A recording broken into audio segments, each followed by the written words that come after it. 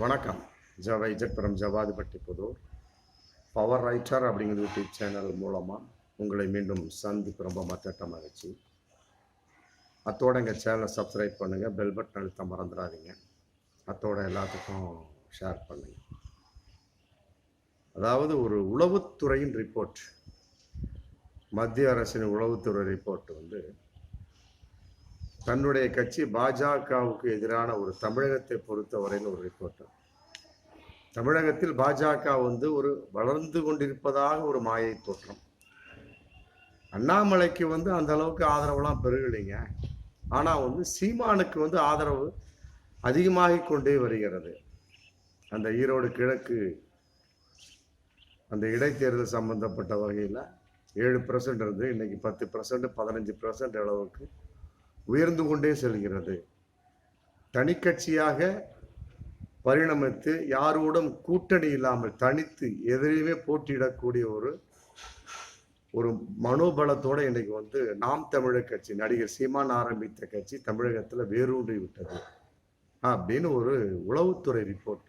அதன் அடிப்படையில் அந்த கட்சியை எவ்வாறு சிதைக்க வேண்டும் அப்படிங்கிற பாஜகவினுடைய திட்டத்தின் வெளிப்பாடாக பல அரசியல் தகவல்கள் இன்னைக்கு பகிரங்கமாக போயிட்டு இருக்கு. அதன் அடிப்படையில் நாம் தமிழர் கட்சியினுடைய நிர்வாகிகள் மொத்தம் 6 பேர்: கொளத்தூர் பாலாஜி, திருச்சி சாட்டை முருகன், கோவை ரஞ்சித் குமார், சரஸ்வதி கார்டன் முருகன், தென்காசி மதிவாணன், மற்றபடி சிவகங்கை விஷ்ணு பிரதாப் ஆகிய 6 பேருடைய வீடுகளில் அதிரடி சோதனை, என்ஐஏ தேசிய புலனாய்வு அமைப்பு சோதனை நடத்தியிருக்கிறாங்க. காரணம் என்பது இது அரசியல் வட்டாரத்தினுடைய தகவல். பாஜக தமிழகத்தில் வளரவில்லை. அண்ணாமலை என்ன கத்திட்டு இருக்காரு, பாத யாத்திரை போயிட்டு இருக்காரு, அவ்வளவுதான். மற்றபடி அண்ணாமலைக்கெல்லாம் பெரிய ஆதரவுலாம் கிடையாதுங்க. ஆனா சீமான அதே மாதிரி பல கருத்துக்களை சொல்றாரு. பாஜகவுக்கு சமீபத்தில் எதிர்ப்பா இருந்துகிட்டு இருக்காரு. முதல்ல திமுகவுக்கு எதிர்ப்பா இருந்துகிட்டு இருந்தாரு. ஆமா. அப்புறம் இந்த நடிகை விஜயலட்சுமி அந்த மேட்டர்ல டக்குன்னு திமுக ஆதரவு பல கருத்துக்கள் சொல்ல ஆரம்பிச்சிட்டாரு. அப்புறம் பாஜகவுக்கு எதிர்ப்பா பல கருத்துக்கள் சொல்ல ஆரம்பிச்சு டக்குன்னு ஒரு மனம் மாற்றத்தின் வெளிப்பாடு. பாஜகவுடைய ஒரு நிலைப்பாடு தமிழகத்தில் ரொம்ப டல்லா தான் போயிட்டு இருக்கு அப்படின்னு ஒரு அரசியல் வட்டார தகவலின் வெளிப்பாடு, உளவுத்துறையின் தகவலின் வெளிப்பாடு. இது ஒரு கருத்து. மற்றபடி 2020 ஒரு சேலம் ஓமனூர்ல ஒரு வாகன சோதனையின் அடிப்படையில் ஒரு 2 பேர் மாட்டுறாங்க. சஞ்சய் பிரகாஷ், நவீன் சக்கரவர்த்தி அப்படிங்கிற சந்தேகத்தின் பேர்ல மாட்டுறாங்க. போலீஸ் சோதனை பண்ணுவாங்க இல்லையா, மாட்டக்கூடிய சமயத்தில் அவங்க கையில் 2 நாட்டு துப்பாக்கி மாட்டு. ஆமா. கேட்டா நாங்க யூடியூப்பை பார்த்து நாங்க துப்பாக்கி செஞ்சோம் அப்படின்னு சொல்றாங்க. அப்புறம் அவர்கள்ட்ட துருவி விசாரிக்கக்கூடிய சமயத்துல கபிலன் என்பவர் கைது செய்யப்படுறார். அப்புறம் என் போலீஸார் உஷாராயிரம் உடனே கியூ பிரான்ச்சுக்கு மாத்திடுறாங்க அந்த வழக்கை. அப்புறம் தேச விரோத சக்தி மாதிரி ஒரு சூழல், அப்புறம் தேச விரோத முகாந்தரம் இருக்கிறனால அப்படியே என்ஐஏவுக்கு அந்த வழக்கு மாற்றப்படுகிறது. அப்புறம் அவங்க துருவி விசாரிப்பாங்க இல்லையா, விசாரிக்கக்கூடிய சமயத்தில் சஞ்சய் பிரகாஷ் மற்றபடி நவீன் சக்கரவர்த்திங்கிறவங்க விடுதலை புலி இயக்கத்துக்கு ஆதரவாகவும், மற்றபடி இன்னைக்கு அந்த விடுதலை புலி இயக்கம் இலங்கையில அங்கொன்றும் இங்கொன்றுமாக மற்றபடி சிதைந்து காணப்படுகிறது. இருந்தாலும் அவர்கள் அந்த கொள்கையை ஏந்தி கொண்டு இங்க அதற்கு இணையாக ஒரு அமைப்பை நிறுவுவதற்காக ஒரு ட்ரை பண்ணியிருக்காங்க அப்படிங்கிற ஒரு தகவல் போலீஸாருக்கு கிடைக்கும். என்ஐஏ தேசிய புலனாய்வு போலீஸாருக்கு கிடைக்குது. அப்புறம் அதன் அடிப்படையில் தமிழ்நாட்டில் ஆயுத போராட்டத்தை நடத்தவும் திட்டமிட்டு இருக்கிறார்கள் அப்படிங்கிற ஒரு தகவலும் அந்த சஞ்சய் பிரகாஷ் பிளஸ் நவீன் சக்கரவர்த்தி மூலமா என்ஐஏ போலீஸாருக்கு கிடைக்குது. அப்புறம் இன்னும் துருவி விசாரிக்கக்கூடிய சமயத்துல நாம் தமிழர் கட்சிக்கு வாதிகளோடு இவர்களுக்கு தொடர்பு இருக்கிறது அம்பலமாயிடும். இதுதான் அடிப்படை. இதன் அடிப்படையில் இது 1 வருஷத்துக்கு முன்னால, ஒரு 1.5 வருஷத்துக்கு முன்னால ஒரு சம்பவம். அதன் அடிப்படையில் அப்படியே மறைமுகமாகவே என்ஐஏ போலீஸார் மற்றபடி எல்லாமே கண்காணிச்சுட்டு வந்த வகையில் தான் அந்த மேற் சொன்ன அந்த கொளத்தூர் மற்றபடி திருச்சி அந்த அடிப்படை 6 பேர் வீடுகளில் சோதனை நடத்தப்படுது. அதன் அடிப்படையில் அந்த தகவல் அடிப்படையில் laptop 1, cellphone 7, SIM card 8, pen driver, மற்றபடி பிரபாரம் சம்பந்தப்பட்ட புத்தகங்கள், சட்ட விரோதமான புத்தகங்கள், மற்றபடி வந்து இலங்கை ரூபாய் நோட்டு, நாணயமெல்லாம் வந்து போலீஸார் கைப்பற்றுறாங்க. அப்புறம் வந்து சமீபத்தில் போன மாசத்துல பொங்கல் பண்டிகை சம்பந்தப்பட்ட ஒரு 3 பேர் வந்து பாலவாக்கத்துல இலங்கை தமிழர்கள் வந்து சந்தேகத்தின் அடிப்படையில் கைது செய்யப்படக்கூடிய சமயத்தில் அவர்கள் வந்து சீமானின் ஆதரவாளர்கள் அப்படிங்கிற ஒரு விஷயம் கிடைச்சோன்னு இன்னைக்கு வந்து அவங்க வந்து புழல் காப்பகத்தில் ஒப்படைக்கப்படுறாங்க பாதுகாப்பாக. அதன் அடிப்படையில் இன்னொரு பல விஷயம் தோண்ட பல விஷயம் வரும் இல்லையா. சீமானுக்கு நெருக்கமான ஒரு விஷயத்த வந்து ஹார்ட் டிஸ்க் ஒன்று இந்த சமீபத்தில் கிடைச்சிருக்கு. ஹார்ட் டிஸ்க் கைப்பற்றப்பட்ட வகையில் அதில் வந்து நாம் தமிழர் கட்சிக்கு வந்து எப்படியெல்லாம் நிதி ஆதாரம் வந்தது. 13 வருஷமா வந்து அவர் கட்சி நடத்திட்டு இருக்காரு. நீங்க கட்சி நடத்தும் சாதாரணம் கிடையாது. பிப்ரவரி 2ஆம் தேதி நடிகர் விஜய் கூட கட்சி ஆரம்பிச்சு அன்னைக்கு தான் இந்த 6 பேர் வீட்டிலேயே வந்து சோதனை நடத்தாங்க என்ஐஏ. அதன் அடிப்படையில் வந்து கட்சியை ஆரம்பிச்சு அதை நடத்துறதுலாம் பெரிய விஷயம் கிடையாது. மிக பல்லாயிரம் கோடி ரூபாய்க்கான பணம் தேவைப்படும். அதனால வந்து எப்படி இருக்கிற ஆதாரம் அப்படிங்கிற பார்க்கக்கூடிய சமயத்தில் 2010 கனடாவிலிருந்து பெரிய தொகையெல்லாம் வந்து கை மாறி இருக்கு. அதுக்கு தகுந்த வந்து வங்கி கணக்கு கண்டுபிடிக்கப்பட்டிருக்கு. என்ஐஏ தேசிய புலனாய்வு துறையால் கண்டுபிடிக்கப்பட்டுருச்சு. அப்புறம் நாம் தமிழர் கட்சியின் சம்மந்தப்பட்ட வங்கி கணக்கில் லண்டன், மலேசியாவில் வந்து மிகப்பெரிய ஒரு பண பரிமாற்றம்லாம் வந்திருக்கு. அது கண்டுபிடிக்கப்பட்டிருக்கு. இதெல்லாம் வந்து என்ஐஏ கையில் இன்னைக்கு கிடைச்சாச்சு. அதன் அடிப்படையில் வந்து தேச விரோதம் சம்பந்தப்பட்ட முகாந்திரங்கள் நிறைய இருக்கு. சட்ட ரீதியான நடவடிக்கை கட்டாயமாக எடுக்கக்கூடிய ஒரு சூழல் அப்படிங்கிற ஒரு பகிரங்கமான ஒரு தகவல் போயிட்டு இருக்கு. அடிப்படையில் இன்னைக்கு வந்து ஒரு சரியான ஆதரவு கிடைச்சி இன்னும் சம்பந்தப்பட்ட விளக்கங்கள், ஏன்னா அடுத்து வந்து உங்களுக்கு குற்றப்பத்திரிகை தாக்கல் செய்யணும், விசாரணை இருக்கணும். அப்புறம் சொல்லப்படக்கூடிய அந்த குற்றப்பத்திரிகை சொல்லப்படக்கூடிய விஷயத்தின் அடிப்படையில் கட்டாயமாக நாம் தமிழர் கட்சி தடை செய்யப்படும் அப்படிங்கிற ஒரு தகவலும் இன்னைக்கு பகிரங்கமாக போயிட்டு. பாஜகவை எதிர்த்ததனால் ஒரு விளைவு அப்படிங்கிற ஒரு அரசியல் கண்ணோட்டம் ஒரு பக்கம். இன்னொன்று வந்து ஆதாரபூர்வமாக சிக்கிய பல ஆவணங்கள்ங்கிற ஒரு அடிப்படையில் இன்னைக்கு தகவல் போயிட்டு இருக்கு. ஒரு பெரும்பாலும் வந்து சீமானுடைய பேச்சு வந்து ஒரு கட்சி சார்பாக இல்லாமல் பொதுவாக எல்லோருமே விமர்சிக்கக்கூடிய ஒரு தலைவராக இன்னைக்கு தமிழகத்தில் வந்துகிட்டு இருக்கிறார் நாம் தமிழர் கட்சி நடிகர் சீமான். அதுல எந்த ஒரு மாற்று கருத்தும் இல்லை. முதல்ல வந்து திமுகவுக்கு எதிர்ப்பா இருந்தாரு. அப்புறம் நடிகை விஜயலட்சுமி சம்பந்தப்பட்ட வகையில திமுக ஆதரவுங்கிற கான்செப்ட்ல பாஜக எதிர்ப்பா மாறிட்டாரு. எப்படியும் கட்சியை வளர்க்கணும், அதுல மாற்று கருத்து இல்லை. மற்றபடி வந்து 13 வருஷமா எந்த அளவுக்கு அப்படிங்கிற ஒரு கண்ணோட்டம் வரும் இல்லையா. அதன் அடிப்படையில் பார்க்கின்ற பொழுது பிப்ரவரி 2ஆம் தேதி திடீர் சோதனை அடிப்படையில் இந்த மாதிரி மிகப்பெரிய ஒரு தகவலாம் இன்னைக்கு ஆவணங்கள் வந்து என்ஐஏவால் கைப்பற்றப்பட்டிருக்கு அப்படிங்கிறது இன்னைக்கு பகிரங்கமான ஒரு தகவலாக போயிட்டு இருக்கு. இதன் அடிப்படையில் நாம் தமிழர் கட்சி சீமான்கிட்ட பேட்டி கேட்கக்கூடிய சமயத்தில் அவர் என்ன சொல்ல போற, அரசியல்வாதி.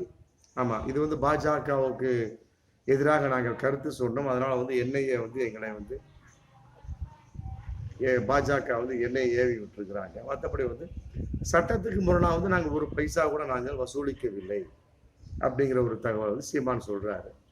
இது வந்து அரசியல் பழிவாங்கும் நடவடிக்கை அப்படின்னு சொல்றாரு. அதே நேரத்தில் நாட்டை கொள்ளையடிச்சவங்களாம் வந்து பயப்படாமல் இருக்கான், நாங்கள் எதுக்காக பயப்படணும் அப்படிங்கிற ஒரு தகவலை இன்னைக்கு சொல்லியிருக்கிறார். அதே நேரத்தில் எனக்கு எந்த வகையில் சம்மன் வரவில்லை அப்படிங்கிற பகிரங்கமான ஒரு தகவலை சொல்லியிருக்காரு. அதே நேரத்தில் யார் கூப்பிட்டாலும் சரி, என்னையை கூப்பிட்டாலும் சரி, மற்றபடி வந்து பாஜகவை கூப்பிட்டாலும் சரி, எப்படிப்பட்ட ஒரு அரசியல் ஒரு விமர்சனத்திற்கு ஆளான பிறகு எப்படிப்பட்ட ஒரு விசாரணை புலனாய்வு அமைப்பு கூப்பிட்டாலும் சரி, நான் நேரில் தயாராக இருக்கின்றோம், நான் ரெடி அப்படின்ட்டேன். நடிகை விஜயலட்சுமி சம்பந்தப்பட்ட வகையிலாவது சம்மன் கொடுத்த வகையில் ஒரு 2-3 சம்மனுக்கு அடுத்துதான் வந்து விஜயலட்சுமி வந்து பெங்களூருக்கு அமிச்ச பின்னாடி தான் போலீஸ் ஸ்டேஷனில் ஆஜராகிறார். இதன் அடிப்படையில் பார்க்கின்ற போது, ஆனால் இதுக்கு வந்து அவர் நான் இப்பவே சொல்லிடுறேன், நான் எந்த நேரத்திலையும் போலீஸுக்கு ஆஜராக நான் தயாராக இருக்கின்றேன், அதில் எந்த ஒரு மாற்று கருத்தும் இல்லை அப்படிங்கிறது பகிரங்கமான ஒரு தகவலையும் போயிட்டு இருக்கு. பொதுவாக இன்னைக்கு சோதனை முடிஞ்சிருக்கு, பிறகு விசாரணை இருக்கு இல்லையா, எல்லாத்துக்குமே சம்மன் அமிச்சாச்சு. ஆமாம், மற்றபடி வந்து குற்றப்பத்திரிகை தாக்கல் பண்ணுவாங்க. அதன் அடிப்படையில் என்ன சொல்லியிருக்காங்க, அதன் அடிப்படையில் வந்து ஒரு கட்சியை வந்து தடை செய்ய முடியும். எடுத்தவொன்னு ஒரு கட்சியை வந்து இந்த இந்திய ஜனநாயக நாட்டில் தடை செய்ய முடியாது. ஆமா, இவர் சொல்லக்கூடிய நாம் தமிழர் சீமான் சொல்லக்கூடிய விஷயம் வந்து நாங்க யார்ட்டையுமே வந்து சட்ட விரோதம் ஒரு பைசா கூட வாங்கவில்லை அப்படிங்கிறாரு. ஆமா, கொள்ளையடிக்கிறவனே வந்து பயப்படாம இருக்கிறா, நாங்க எதுக்காக கொள்ளை பயப்படணும் அப்படிங்கிற ஒரு தைரியமான ஒரு போக்கு இருக்கு. ஆமா, இப்போதைய நிலைமை வந்து நாம் தமிழர் கட்சிக்கு வந்து பாஜகவால் மிகப்பெரிய சிக்கலா, உண்மையிலே அவர்கள் மிகப்பெரிய தவறு செய்திருக்கிறார்களா, NIA அந்த தேசிய புலனாய்வு அமைப்பிடம் வந்து உண்மையிலே பலவிதமான ஆதாரங்கள் மாட்டியிருக்கிறதா அப்படிங்கிறது வரும் காலங்களில் தெரியும். எப்படியோ வரக்கூடியது நாடாளுமன்றம் 2024, அதில் வந்து கட்டாயமாக வந்து சீமானனுடைய பெயரை கெடுக்க வேண்டும். அவருடைய நாம் தமிழர் கட்சிக்கு வந்து எந்த வகையிலும் வந்து ஓட்டு விழாமல் பாதுகாக்கப்பட வேண்டும் அப்படிங்கிறது வந்து மிகப்பெரிய ஒரு அரசியல் பின்புலம் கட்டாயமாக இருக்கும் அப்படிங்கிறது பகிரங்கமான ஒரு உண்மையாகவும் தெரியுது. பாஜகவினுடைய ஒரு நடவடிக்கையை பார்க்கின்ற பொழுது பாருங்க, இப்போ ஜார்க்கண்ட்ல, அதே நேரத்தில் அடுத்து டெல்லிக்கு கெஜ்ரிவாலுக்கு இன்னைக்கு செக் வச்சிருக்காங்க. 5 தடவை 7 தடவை சம்மன் அமைச்சாச்சு, இன்னைக்கு வரைக்கும் அவர் ஆஜராகவில்லை. எந்த நேரத்திலும் நம்ம கைது செய்யப்படலாம். ஜார்க்கண்ட் நிலைமை அப்படித்தான் போயிட்டு இருக்கு. ஆமா, அவர் கைது செய்யப்பட்டாச்சு அங்கு முதல்வர்.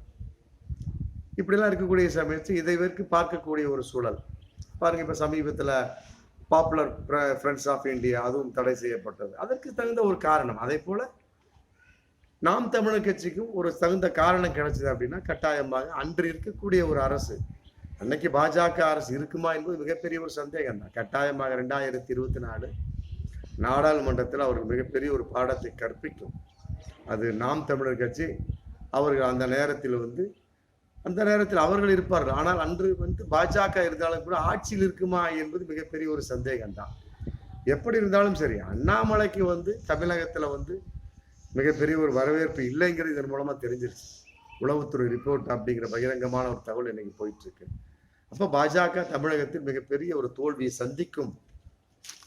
அதே நேரத்துல நாம் தமிழர் கட்சி, நடிகர் சீமானுடைய கட்சி வளர்ந்து விட்டது அப்படிங்கிற ஒரு பகிரங்கமான தகவல் இன்னைக்கு போயிட்டு இருக்கு. இதெல்லாம் வந்து ஆண்டு கொண்டிருக்கக்கூடிய தமிழகத்தில் மத்தியத்தில் ஆண்டு கொண்டிருக்கிற கட்சிகளுக்கெல்லாம் மிகப்பெரிய ஒரு இடியோசையா தான் இருக்கும். அது நம்ம கருதக்கூடிய ஒரு சூழல். அதே நேரத்தில் அவர்கள் சம்பந்தப்பட்ட ஒரு தொடர்பாளிகள், மற்றபடி அந்த இருக்கக்கூடிய ஒரு முக்கியமான ஒரு நிர்வாகி வீட்டில் வந்து முக்கியமாக டிஸ்க் கிடைச்சிருக்கு, மற்றபடி லேப்டாப் சோன்ஸாக கிடைச்சிருக்க சமயத்தில் அதில் மிகப்பெரிய ஒரு ஆதரவாளர் விஷயங்கள் இருந்ததுன்னா கட்டாயமாக வந்து என்னையே கட்டாயமாக சட்டப்படி நடவடிக்கை எடுப்பாங்க. ஏன்னா விடுதலை புலிகள் இயக்கம் அப்படிங்கிறது இந்தியாவில் தடை செய்யப்பட்ட ஒரு இயக்கம். அதனுடைய ஒரு லோகோவை வச்சு தான், பிரபாகரனை வச்சு தான் வந்து கட்சியை நடத்திட்டு இருக்கா சீமா. வேற எந்த ஒரு பின்புலம் அவருக்கு கிடையாது. மற்ற கட்சிகளுக்கெல்லாம் அப்படி கிடையாது, பலவிதமான நிலைப்பாடுகள் இருக்கு. இவர் அப்படி இல்லை. விடுதலை புலிகள் இயக்க தலைவர் பிரபாகர் என் அண்ணன் அப்படிங்கிற கான்செப்ட்ல கட்சியை கொண்டு போயிட்டு இருக்கார். மற்றபடி பலவிதமான போராட்டங்களை நடத்தி கொண்டுதான் இருக்கின்றார், அதுல மாற்று கருத்து இல்லை. இருந்தாலும் இதற்கு இடையில இப்படிப்பட்ட ஒரு சிக்கல் என்பது உண்மையிலே வந்து சீமானை வந்து நிலைக்குலைய வைத்திருக்கிறது அப்படிங்கிறது பகிரங்கமான உண்மை. அது எந்த அளவுக்கு சட்ட ரீதியாக நிலைநாட்டப்படும் அப்படிங்கிறது வரும் காலங்களில் தெரியும். ஆமா, அதே நேரத்தில் இன்னைக்கே பலவிதமான தகவல் போயிட்டு இருக்கு. கட்டாயமாக வருகின்ற நாடாளுமன்ற தேர்தலுக்குள் 2024 நாடாளுமன்ற இந்த வருகின்ற ஒரு 2-3 மாசத்துக்குள்ளாக கூட நாம் தமிழர் கட்சி முடக்கப்படலாம், சீமான் கைது செய்யப்படலாம் அப்படிங்கிற தகவல் இன்னைக்கு போயிட்டு இருக்கு. எப்படி இருந்தாலும் சரிங்க, அதிகாரம் வந்து தம்முடைய கையில் இருக்கும் பட்சத்துல சில கட்சிகள் பாஜக உள்பட ஆடத்தான் செய்வார்கள். அது பகிரங்கமான உண்மை. இருந்தாலும் ஒன்றும் சட்டப்படி வரக்கூடிய சமயத்துல அவர்கள் தப்பித்து விடலாம் இல்லையா? அதற்கு பல காரணங்கள் இருக்கு. இப்படி எத்தனையோ விஷயம் இருக்கு. ஆமா, அடுக்கிக்கிட்டே போகலாம். இந்த பாருங்க, இப்ப ஜார்க்கண்ட்ல வந்து அங்க இருக்கக்கூடிய முதலமைச்சரை கைது பண்ணாங்க. 5 தடவை 6 தடவை சம்மன் அமைச்சு அவர் போகல. உடனே அவரே வந்து கவர்னர்கிட்ட தன்னுடைய நிலைப்பாடை சொல்லிட்டு வரக்கு வெளியே சமயத்தில் கைது பண்ணிடுறாங்க. இப்போ ஒரு வாக்கெடுப்பு நடத்தக்கூடிய சமயத்தில் பாஜக அங்க தோல்வி. அதான் மக்களுடைய நிலைப்பாடு. இப்ப பாஜக என்ன செய்யும் புரியுதுங்களா?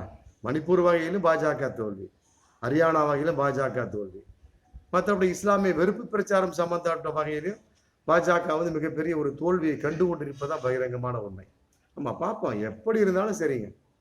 ஆமா, சில நீதி நூட்களையும் மற்றபடி பலவிதமான மத நூட்களை சொல்வதை போன்ற கட்டாயமாக வந்து நீதி ஒரு நாள் வெல்லும், மற்றபடி வந்து இப்போதைக்கு அநீதி வெல்லும் அப்படின்லாம் சில கருத்துக்கள் சொல்றாங்க பாருங்க. அது எந்த அளவுக்கு உண்மைங்கிறது வருங்காலம் கட்டாயமாக மக்களாகி நம்மளுக்கு தெரிந்து விடும். பார்ப்போம். 2024 நாடாளுமன்ற தேர்தலில் நாம் தமிழர் கட்சி போட்டியிடுமா, அதற்குள் நாம் தமிழர் கட்சி தடை செய்யப்பட்டு விடுமா, தீமான் கைது செய்யப்பட்டு விடுவாரா என்பதெல்லாம் வந்து வருங்காலங்கள் 2-3 மாசத்திலே தெரிஞ்சிடும். எப்படி இருந்தாலும் சரி, சட்டம் தான் ஜெயிக்கும். அது மாற்று கருத்தே இல்லை என்பதுதான் பகிரங்கமான உண்மை. மீண்டும் அடுத்த வீடியோ சந்திப்போம். நன்றி.